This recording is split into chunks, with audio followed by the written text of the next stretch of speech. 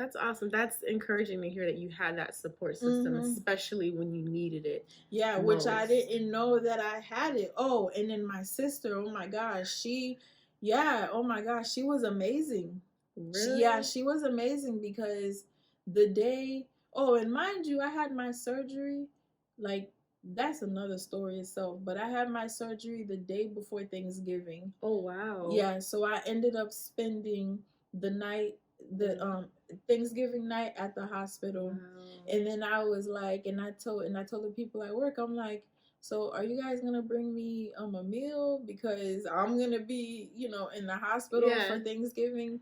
And sure enough, one of the charge nurses, she brought me some food. But my sister, she lives in Lake Worth. She was there with me from the time that I had the surgery to the time that I left the hospital. Wow. Stayed overnight and everything. Wow. Yeah. We have another friend who went through the same thing, and like she had the surgeries and everything, and she worked overnight with me, and just like I did. And the times that I had to go to my doctor visits, she'd be in the parking lot waiting for me. Wow. So we can go to the visits because she knew what was going on. Right. So it was like she took the lead. Right. Wow. So, that's really awesome to hear. Yeah. Girl. Man, I do have a couple more things that I wanted to ask you. Okay. And please feel free to send your questions into chat if you would like to ask Minelva anything. So overall, is it, and this is also a tail end of a conversation we've had offline. In hindsight, was getting cancer a blessing in disguise? Yes. Explain that to people. It was for me. I don't know for anybody else. It was for me. And I say I don't know for anybody else because I know cancer is a sensitive topic or a sensitive subject for other people because I'm sure there's people who's had loved ones who didn't make it. Right. You know, so by no means am I like, like saying that this is it or, but this is all my opinion. But for me, yes, it was a blessing because when I sit back and look at how my life was before compared to now, I'm grateful. I'm grateful. I'm grateful. I'm humble. I became wiser, or should I say? Yeah. I got married. Yes, you did. Yeah. Yeah, and all of that came from that. That, yeah. Wow. Yeah. I got married. It just gave me a different perspective on life. You know what comes to mind? That I think it's a verse, but definitely a song. What the devil meant for evil, God turned it around. Yeah. Yes. And that's exactly what you're explaining. And sometimes, and I'm encouraging people who are believers as well, sometimes when we think that this is the absolute worst thing that could ever happen to me, when you look back, you see how far you came. Yeah. I mean, I had to make changes. There are things that I'm still coping with, like I'll be honest, like, with all the surgeries and everything, yeah, it took a toll, but I'm, I like how we were saying, and there's many more blessings, but I can think of, just to give my husband credit, but I remember for a year, my husband kept on trying, he was trying to pursue me, and I was just like, nope, not gonna happen. Not my type. Right. Just all of this stuff like, this and that. But, he never gave up. He never gave up. And it was just him, like, hey, I'm calling to check on you, this and that. And then when I found out I had cancer, I was like, I can't tell him I have cancer because it's gonna scare him away. No, I didn't want to tell him because I didn't want him to think I was looking for a pity party. Got you. Yeah. So I was like, so I didn't want to tell him. So then with him continuing to pursue me, it just so happened like a few days after I just had that surgery, that's when he after I just had that surgery, that's when he called just to ask me how was my Thanksgiving. And I still kept it short.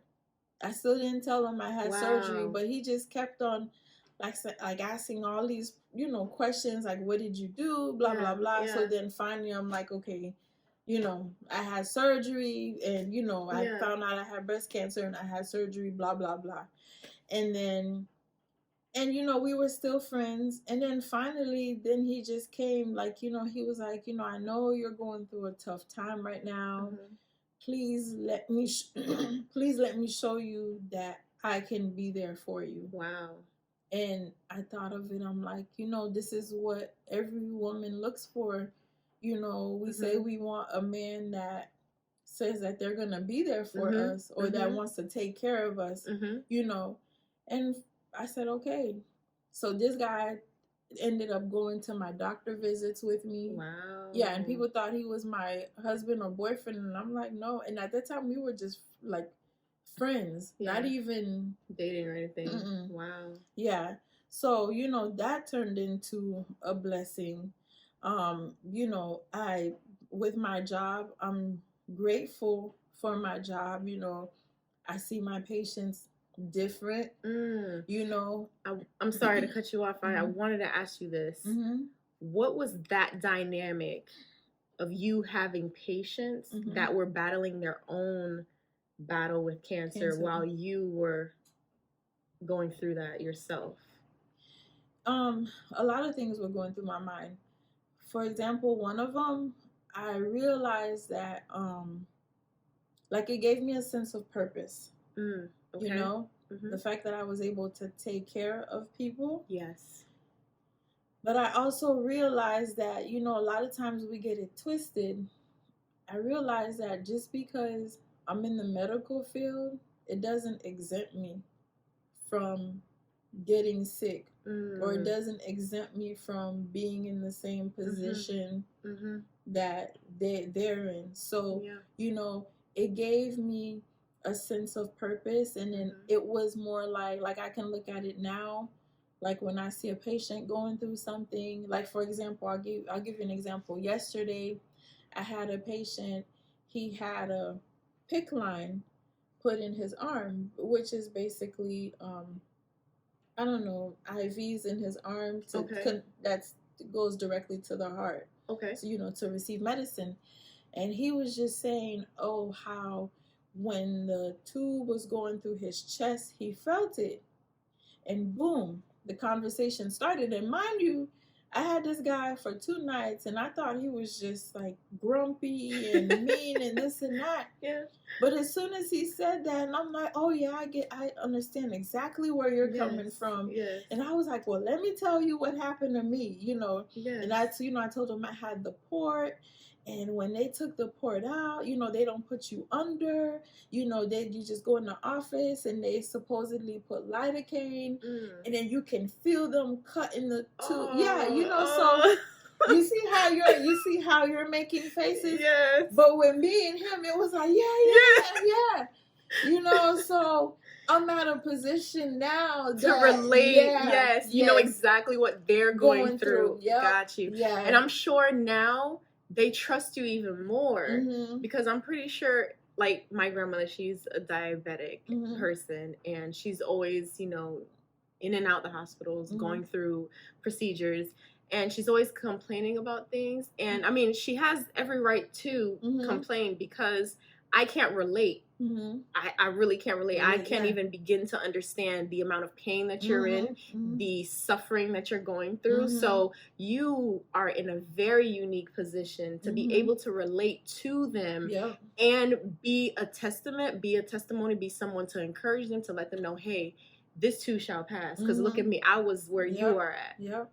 Like, yeah, and I meet a lot of breast cancer patients, and at the same time too, I have to say, you kind of have to tread lightly, because where it's your testimony, but you still have to take into consideration of, again, the ones that didn't make it, yeah. or the ones that's not gonna make it. Yeah.